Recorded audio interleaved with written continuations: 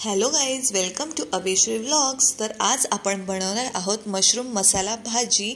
इतकी सोपी आणि इझी रेसिपी आहे ना, तुम्हाला भाजी बघूनच तुमच्या तोंडाला पाणी सुटलं असेल। इतकी छान टेस्टी अशी भाजी आज आपण बनवणार आहोत। एकदम पटकन होते। सगळ्यात आधी ना मी इथे मशरूम असा स्वच्छ साफ करून घेणार आहे। खूप इझी आहे मशरूम साफ करणं। तुम्हाला हवं तर तुम्ही एक उकळी सुद्धा काढू शकता, मिठाच्या पाण्यामध्ये मशरूम बॉईल करू शकता। तर अशा प्रकारे मी इथे सगळे मशरूम हे साफ करून घेतले। आता मी ते कट करून घेणार आहे। इथे मी असे लांबट असे मीडियम आकाराचे पीसेस केले। तुम्हाला वाटलं तर तुम्ही ह्यापेक्षा बारीकही कट करू शकता किंवा ह्यापेक्षा मोठे सुद्धा ठेवू शकता। आता मशरूम मी छान स्वच्छ असे धुवून घेणार आहेत, म्हणजे त्यावरची जी माती वगैरे असते ना ती निघून जाते। आता आपण मशरूम मॅरिनेट करूयात। हा ना एक खूप डिफरंट पद्धत आहे मशरूमची भाजी बनवण्याची, तुम्ही ट्राय करा नक्की। मॅरिनेटसाठी मी इथे टाकली काळी मिरी पावडर, गरम मसाला 1 चमचा आणि गरम मसाला टाकल्यानंतर मी त्यामध्ये टाकणार आहे मीठ। मीठ हे थोडंच टाकायचं, कारण आपण फोडणीमध्ये सुद्धा मीठ टाकणार आहोत। आणि मी इथे 1 ते 1.5 चमचा दही घेतलंय फेटून। दह्याने छान असं पाणी सुटतं मशरूमला। आणि हे सगळं असं छान असं मिक्स करून घ्यायचं। आणि मिक्स केल्यानंतर हे 15-20 मिनिटं किंवा जास्तीत जास्त अर्धा तास तुम्ही मॅरिनेट करायला ठेवू शकता। इथे मी फोडणीसाठी घेतला 1 तेजपान, 2 लवंग, 2 काळी मिरी आणि 1 छोटासा दालचिनीचा तुकडा। आणि मी कांदा आणि टोमॅटो सुद्धा बारीक चिरून घेतलाय।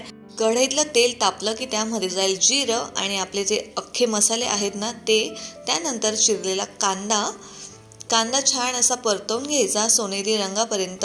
मी ना तेलामध्ये कधीच आलं लसूण पेस्ट टाकत नाही, कारण की ना ते जळून जातं। त्यामुळे कांदा टाकल्यानंतर 1 चमचा मी आलं लसूणची पेस्ट टाकली, ते पण छान असं परतवून घेतलं।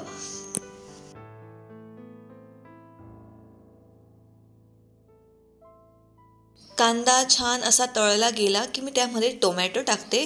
टोमॅटो मी चिरूनच टाकणार आहे, तुम्हाला वाटलं तर तुम्ही टोमॅटोची प्युरी सुद्धा टाकू शकता। छान असा टोमॅटो परतवून घ्यायचा आणि कांदा आणि टोमॅटो छान शिजवून द्यायचं। आता टाकूयात मसाले।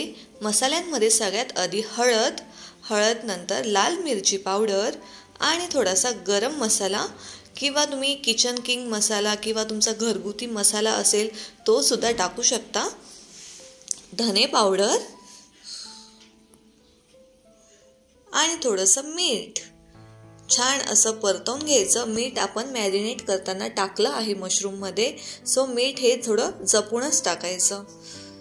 त्यानंतर मी जे कुटून घेतलं होतं ना आलं लसूण खलबत्त्यामध्ये, त्याचं पाणी टाकलं मी, म्हणजे मसाला छान असा तळला जाईल आपला।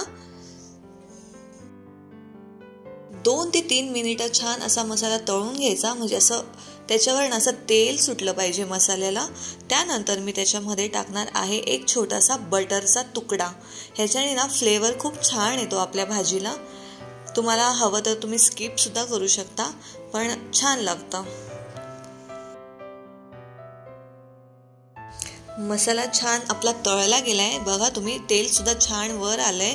तर आता त्यामध्ये जाणार आहेत मशरूम। छान असं परतवून घ्यायचं, सगळ्या मशरूमला मसाला हा लागला पाहिजे व्यवस्थित।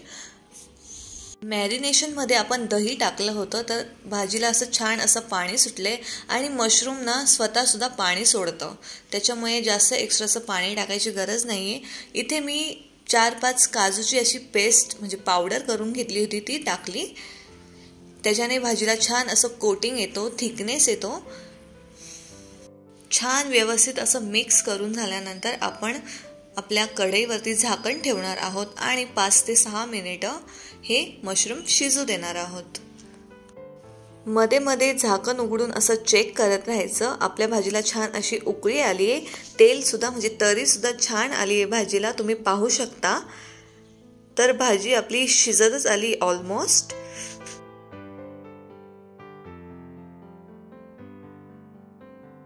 मशरूम हे छान असे शिजले आहेत। आता वरतून टाकते छान अशी कोथिंबीर ना जास्तच टाकायची कधी पण, छान फ्लेवर येतो कोथिंबीरने।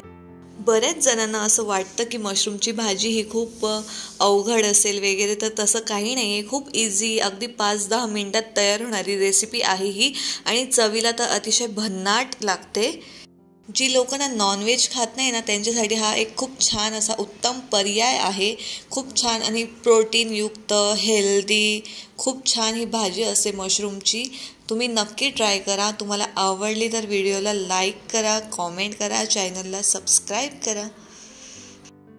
तर आता आपली मशरूम मसाला रेसिपी, मशरूमची भाजी पूर्णपणे रेडी आहे सर्व करण्यासाठी. ही तुम्ही परोठा पोळी सोबत खाऊ शकता. खूप छान लागते. तुम्ही बघा ना भाजीला किती छान कलर आला आहे, किती छान टेक्स्चर दिसतंय भाजीचं. वा वा.